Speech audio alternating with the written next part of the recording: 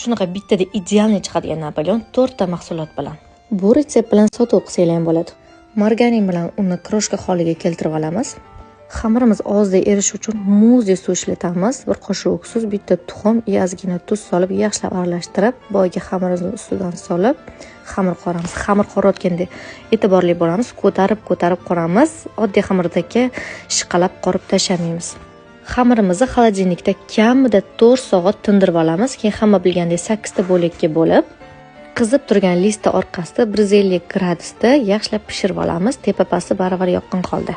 Napoleonning asosiy sirlaridan bittasi ham xamirni tindirishda. Qaranglar, 5 qavat tozda idealniy ishib chiqdi. Har doim idealniy krem bu moloko bilan sariyog' bo'lgan. Aynan Napoleon uchun. Birin-ketin pishgan ustiga yaxshilab kremdan surib olamiz. Keyin kesib mazza qilib yeb olamiz. Foydali bo'lgan bo'lsa, bitta like bosib ketarsiz.